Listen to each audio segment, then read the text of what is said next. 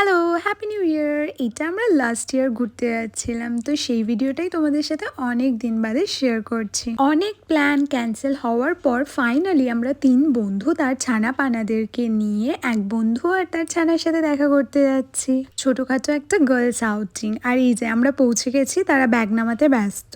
বাড়ি গিয়ে আর ভিডিও করা হয়নি। আমাদের জন্য রান্না করেছিল, আমার ভেজ ছিল তাই আমার ভেজ রান্না করেছিল, ওদের জন্য চিকেন ছিল। তারপর পৌঁছেই ছানারা ভীষণ খুশি আর একদম গোছানো ঘর থেকে আগোছালো করে দিচ্ছে, যে যার মতন খেলছে। ভীষণ হ্যাপি ছিল তারা। আর এদিকে আমরাও ভীষণ হ্যাপি, কারণ অনেক দিন বাদে এরকম ঘুরতে গেছি। ওদের বাড়িটা যেহেতু পানিহাটিতে, আমাদের কলকাতা থেকে যেতে বেশ খানিকটা সময়ও লেগেছিল। অনেক মজা হয়েছিল যেতে।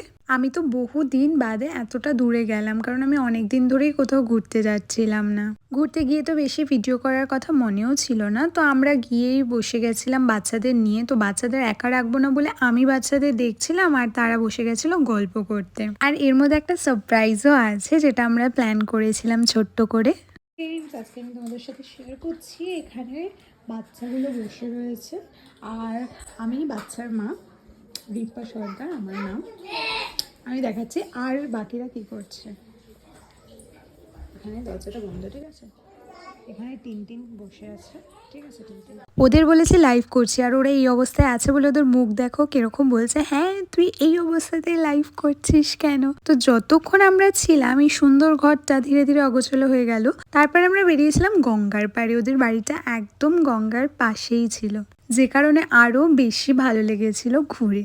প্রাকৃতিক সৌন্দর্য মানুষকে সত্যি ভীষণ আকৃষ্ট করে। আর এখানে আমরা গিয়েছিলাম চা খেতে। আমি তো চা খাই না, তাও আমি ভাবলাম যে সবাই চা চা করে খেয়েই দেখা যাক। আমার চাটা আমার ভদ্রলোক খাচ্ছে, বাচ্চারাই আর কি চাটাকে এনজয় করছে। এরপর যেটা প্ল্যান হয়েছে, আমাদের বন্ধু রিমা ওর বার্থডে 2 দিন বাদেই ছিল, তো আমরা ভাবলাম একসাথে যখন এসেছি তো ওর প্রি বার্থডে একটা ছোট করে সেলিব্রেট করাই যেতে পারে। এরপর ম্যাডি আর মিষ্টু কেক আনতে যায়, রিমা যাতে দেখতে না পায়। আমি আর রিমা তাই জন্য রয়ে যাই উল্টো সাইডে আর বলি বাচ্চা নিয়ে এত পারাপার হওয়ার দরকার নেই, ওরাই নিয়ে আসুক বাচ্চাদের খাবারটা।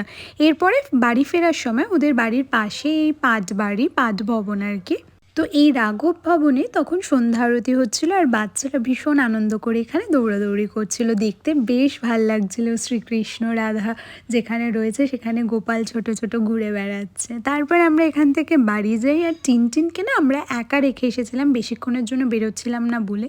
আর এই টিনটিন আমাদেরকে দেখে ভীষণ হ্যাপি হয়ে যায়। টিনটিনকে ভীষণ কিউট দেখতে, আমার ইচ্ছে করে ওকে চটকাতে, কিন্তু তোমরা জানো আমি ভীষণ ভয় পাই। আমি ওকে দেখলে 10 হাত দূরে সরে থাকি।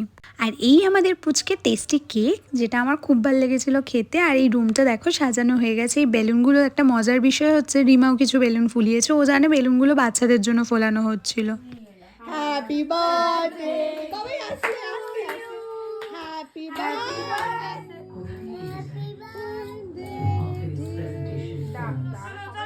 happy birthday to you, happy birthday to you, happy birthday, happy Rima, happy birthday to you.